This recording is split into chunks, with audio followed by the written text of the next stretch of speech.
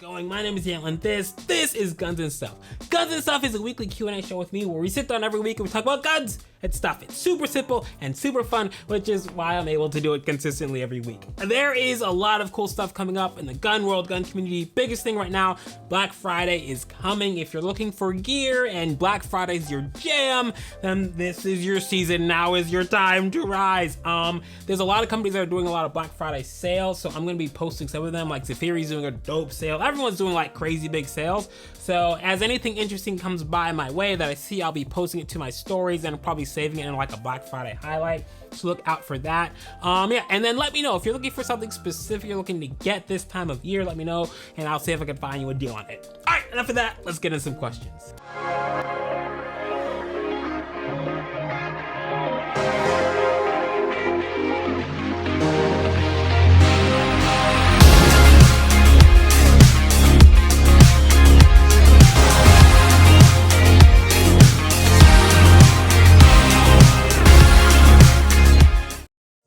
Building my first AR, best lower parts kit, planning on using binary trigger. That's gonna be a fun gun to shoot. So with lower parts kits, there's some stuff that you want to get specific, like maybe a bolt catch or an extended mag release or something like that. But a lot of the normal parts, like your roll pins, your detents, things like that, it's generally the same across the board. So maybe just get like a mil-spec lower parts kit and then swap out the special Gucci stuff that you want. Ooh, if you could only have one, your IG or YouTube channel, I don't know if I could pick one, because I love doing guns and stuff. I love hanging out with you guys. I also love making longer form content and more in-depth stuff that looks really good. So that's tough.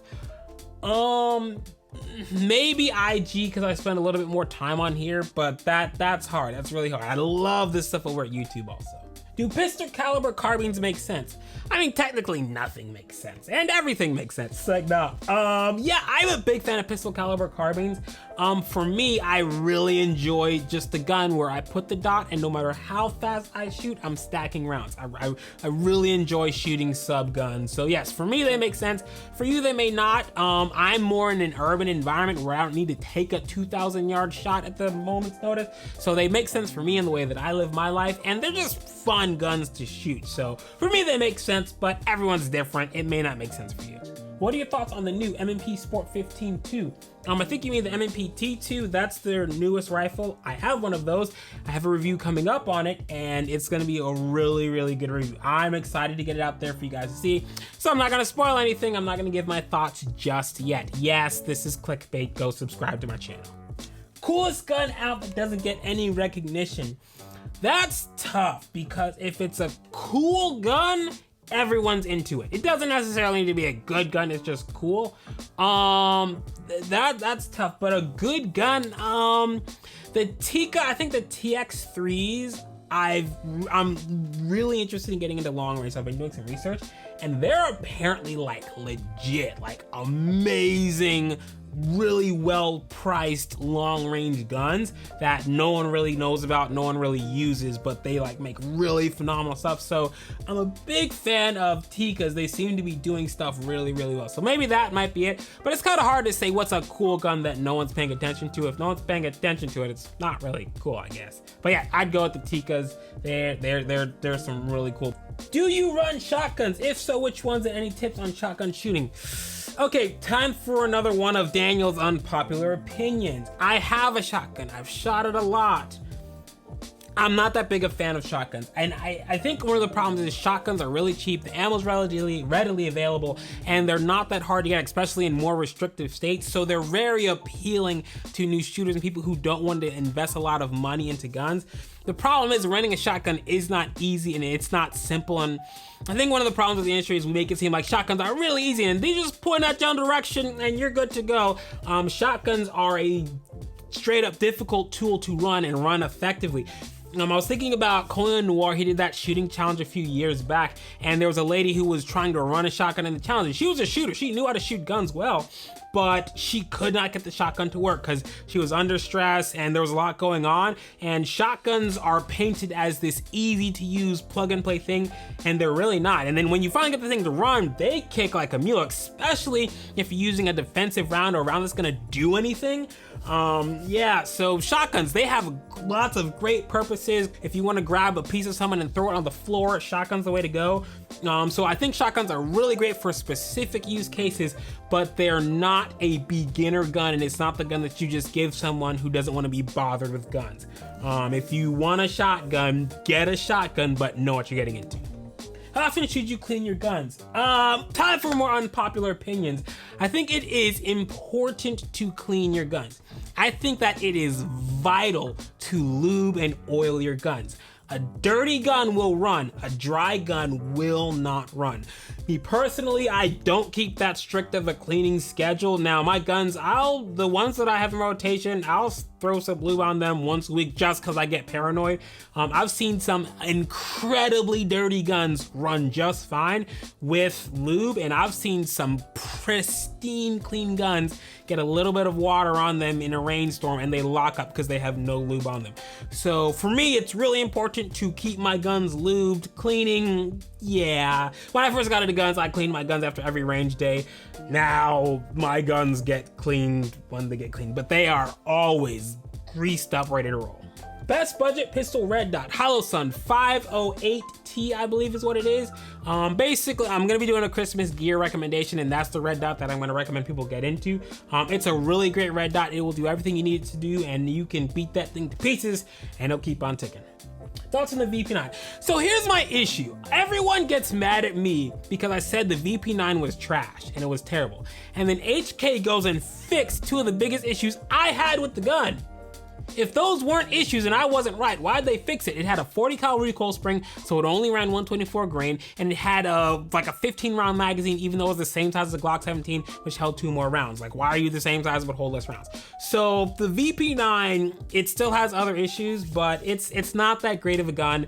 I've never encountered a more cult-like following than the VP9 owners. Like, you tell a Glock person the Glocks suck, okay, oh well, I don't care, they'll move on. Some Glock people will fight you, but like, every VP9 fanboy like will go to their grave trying to convince me that the VP9 is an amazing gun. They're like, it has an amazing trigger. FYI, the VP9 is a single action gun. It's not a double action gun. So when you're saying the VP9 has a great trigger, compare it to 2011s, 1911s.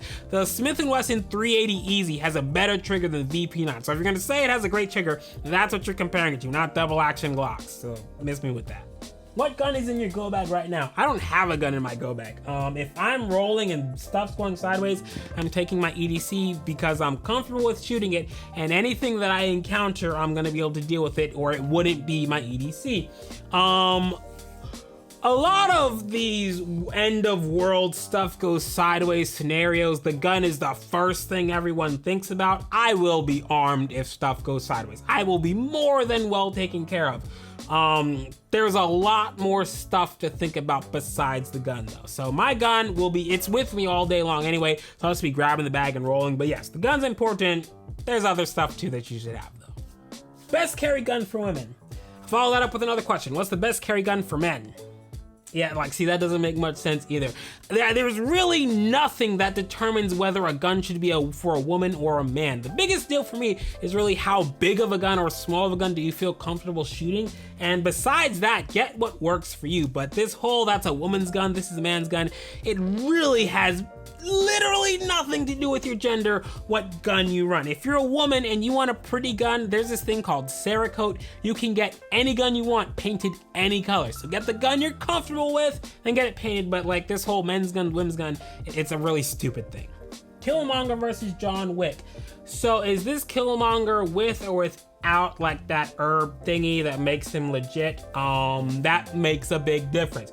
Because if it's with it, that's Killmonger all day. If it's without it, it's just basic skill. And I think John Wick will take his lunch money, but yeah, depends where we're at with Killmonger. What's your favorite revolver and why? My favorite revolver is a Smith & Wesson TRR8. If you haven't seen my review on it, check out my YouTube channel. Did a review on this gun, review-ish. I love this gun, big fan of it, so yes. If I'm gonna pick a revolver, it's going to be this one. It has 8 shots of .357. Like, how could this not be my favorite revolver? How do I make my Glock 17 trigger lighter? I'm looking for something that's 2 or 3 pounds. I don't know the exact poundage, but check out Tactical Triggers. They make full trigger kits for your Glock, and they should be able to get you where you need to go.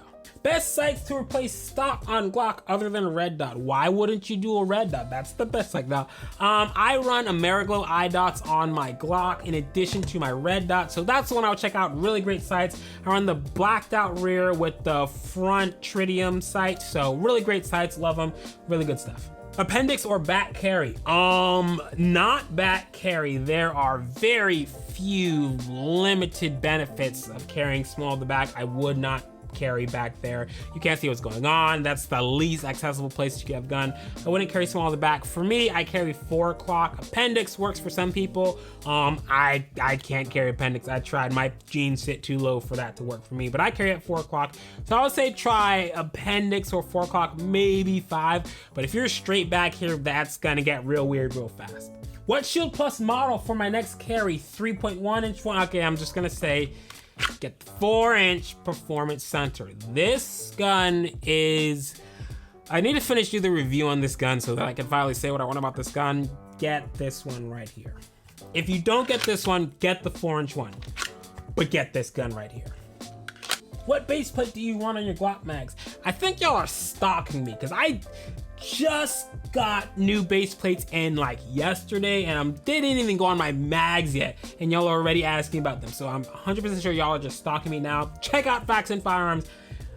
Oh, they make so much cool stuff. Yeah, but check them out. They make great base plates. You will see them on some of my mags very soon, but yes, that's what I'm running. Y'all are freaking me out though. Y'all are like all up in my business. Kind of weird. All right, that's it for Gunz-N-Stuff this week. Thank you all so much for hanging out with me and talking with me about guns and randomness. I love it. If I wasn't able to get your question, please shoot me a DM. I would love to help you out. If you shot me a DM before and I started talking and then I never got back to you, I probably lost the DM. So if you have a question, shoot it to me again. I would love to help you guys out. All right, until next time, I cannot wait to hang out with you guys for some more Gunz-N-Stuff.